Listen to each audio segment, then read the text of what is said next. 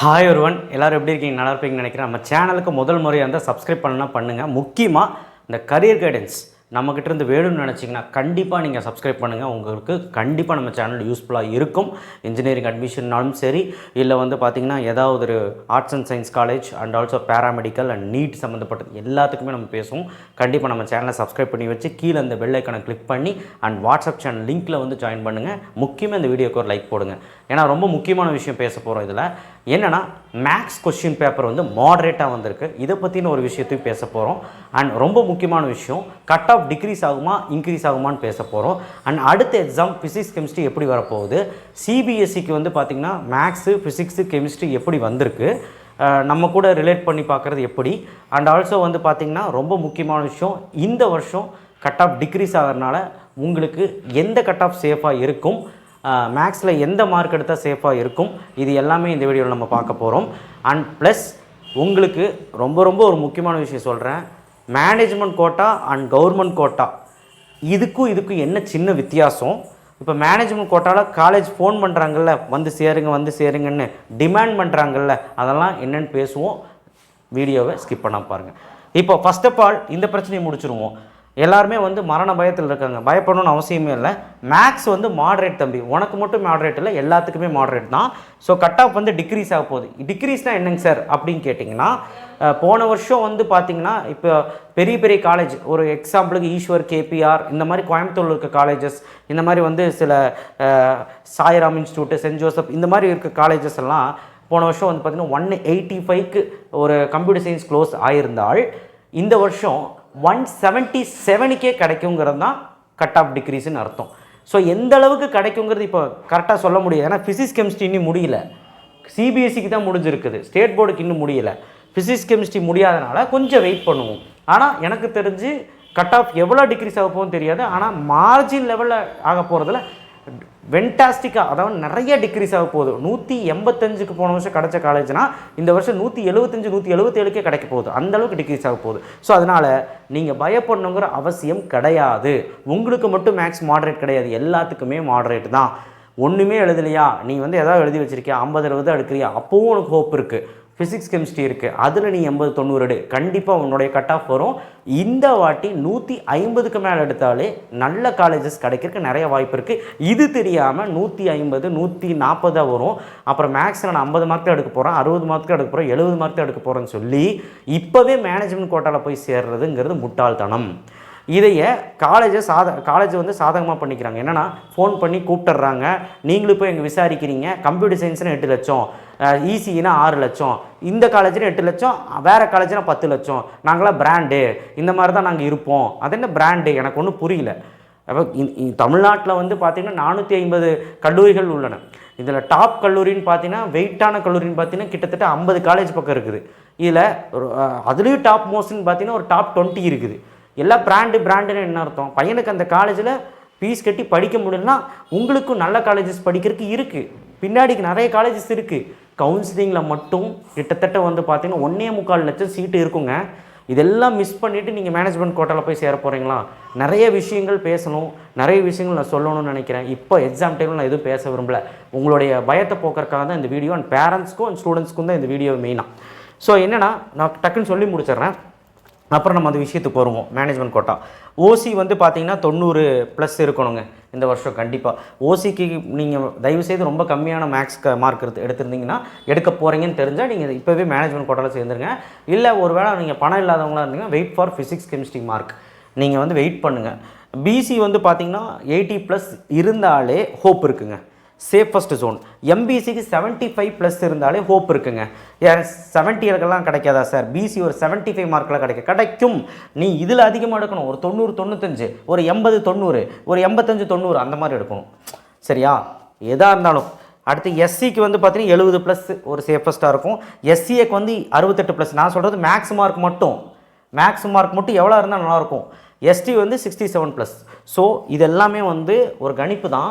And also பார்த்திங்கன்னா physics chemistry இருக்கனால கொஞ்சம் வெயிட் பண்ணுங்கள்.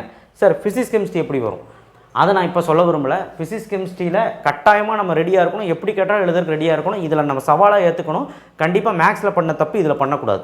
சரிங்களா? இதை மட்டும் நீங்கள் மனசில் வச்சுக்கோங்க. இதில் மட்டும் நீங்கள் 85க்கு எபோவ் வந்துடணும். ரெண்டுலேயுமே 85 கீழே போகாமல் பார்த்துக்கோங்க. நான் சொல்கிறது இந்த மினிமம் கட் ஆஃப் எடுக்க போகிறவங்களுக்கு இவ்வளோ தான் வரும் அப்படிங்கிறவங்களுக்கு, ஓகேவா? மேக்ஸ் சரியாக பண்ணலன்னா பிசிக்ஸ் கெமிஸ்ட்ரி நல்லா பண்ணும், இதை தான் சொல்ல போகிறேன். ஸோ அதனால் கட் ஆஃப் கம்மியாக வாங்கியிருக்குன்னு சொல்லி பயப்படணும்னு அவசியம் இல்லை.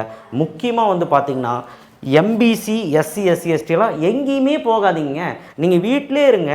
உங்களுக்கு ஒரு 3-4 மாதம் வெயிட் பண்ணுங்கள். ஒரு கவுன்சிலிங் நடந்து முடிக்க ஒரு 4-5 மாதம் ஆக போகுது. ஸோ அதனால் பொறுத்தார் பூமி ஆழ்வார் மாதிரி நீங்கள் பொறுமையாக இருக்கணும், ரொம்ப பொறுமையாக இருக்கணும். அப்போ தான் ப்ராசஸ் என்னன்னு தெரியாமே காலேஜுக்காரங்க உங்களை கூப்பிட்றாங்க. உங்களுக்கு தெரிய மாட்டேங்குது, அவங்களுக்கு தெரியும். உங்களை கூப்பிட்டுறாங்க, ஐயோ சீட் கிடைக்காதுன்னு சொல்லிடுறாங்க. 150 தான் கட் ஆஃப் வருங்க. சிபிஎஸ்சி இப்போ வந்து 3 எக்ஸாம் முடிஞ்சிருச்சு. அவங்க போய் கேட்டிருக்காங்க, 150 தான் வரும், 140 தான் வரும்னு சொல்லியிருக்காங்க. ஸோ பெரிய பெரிய காலேஜஸ்லாம் என்ன சொல்லியிருக்காங்கன்னா, உங்களுக்கு கிடைக்காது. ஆமாம், கிடைக்கலைன்னா அதுக்கு தகுந்த மாதிரி காலேஜஸ் நீங்கள் எடுத்துகிட்டு போங்க. அதுக்கான காலேஜஸ், நல்ல பிளேஸ்மெண்ட்டுடைய காலேஜஸ் இருக்குது. நல்ல இன்ஃப்ராஸ்ட்ரக்சருடைய காலேஜஸ், குவாலிட்டியுடைய காலேஜஸ், என்பி அக்ரிடேஷன், நாக்கு இதெல்லாம் வச்ச காலேஜஸ்லாம் இருக்குது. ஸோ அதுக்கான காலேஜஸும் நம்ம பார்த்துக்கலாம், சரிங்களா? அதனால் கவுன்சிலிங் போனீங்கன்னா உங்கள் இஷ்டத்துக்கு நீங்கள் என்ன பண்ணலாம், ஆனால் கவர்மெண்ட் சலுகைகளும் கிடைக்கும். அதை பற்றி நான் சொல்லியிருக்கேன். ஸோ அதனால் இந்த காலேஜ் கால் பண்ணாங்கன்னா டீசெண்டாக ஒரு வார்த்தையில் முடிச்சுங்க. இல்லைங்க சார், நாங்கள் வெயிட் பண்ணி கவுன்சிலிங்லேயும் பார்க்குறோம். இல்லைங்க சார், நாங்கள் ரிசல்ட் வந்ததுக்கப்புறம் பார்த்துக்கலாங்க சார். ரிசல்ட் வந்ததுக்கப்புறம் 2 லட்சம் ஏறும் அப்படிம்பாங்க. அதெல்லாம் நீங்கள் வந்து பயப்படவே கூடாது, சரிங்களா? மேனேஜ்மெண்ட் கோட்டா சீட்டு 25 சீட்டு அவங்க ஒதுக்கி வச்சுருக்காங்க, அதை விட்டுருங்க. கவுன்சிலிங் சீட்டுன்னு ஒன்று வச்சுருப்பாங்க, அது நமக்கு தான், சரிங்களா? நீங்கள் பிசிக்ஸ் கெமிஸ்ட்ரியில் மட்டும் எப்படியாவது மார்க் எடுத்துருங்க. இப்போதைக்கு அதுதான் உங்களுக்கு. பேரண்ட்ஸ்க்கும் பயத்தில் இருப்பீங்க. மேக்ஸ் கஷ்டமாக கேட்டாங்க, என் பையன் கம்மியாக எடுத்துட்டான், நான் மேனேஜ்மெண்ட் கோட்டா போகலாமான்னு எதுக்கு அவசரப்படுறீங்க? எக்ஸாம் முடியட்டும். And plus wait for counselling government quota எதுக்கு நடத்துறது? அது ஒரு வருஷத்துக்கு ப்ரைவேட் கல்லூரியில் 1.5 லட்சம் தான் ஃபீஸு. 1.5 லட்சம், அதே அதிகம். நீங்கள் இதுவே மேனேஜ்மெண்ட் கோட்டா வழியே போனால் பிராண்டுன்னு சொல்லக்கூடிய காலேஜஸ் நிறைய இருக்காங்க. அந்த காலேஜஸ் என்ன சொல்கிறாங்கன்னா, நீ ஒரு 8லேருந்து 10 லட்சம் கட்டு, ஈசினாலும் சரி ட்ரிபிள்னாலும் கட்டு. வருஷத்துக்கு 2.5 லட்ச ரூபா கேட்குறாங்க சென்னை ஜோன்லாம். காலேஜ் ஃபீஸ் மட்டும், டொனேஷன் இல்லாமல். டொனேஷனும் கட்டி இது 2.5 லட்ச ரூபா கேட்குறாங்க. ப்ளஸ் கோயம்புத்தூர்லேயும் டிமாண்டு தான். ஸோ அதனால் நீங்கள் என்ன நினச்சிட்ருக்கீங்க? 25 lakhs இதுக்கே செலவு பண்ண போகிறீங்களா 4 வருஷத்தில்? தேவையே கிடையாது. Wait for counselling.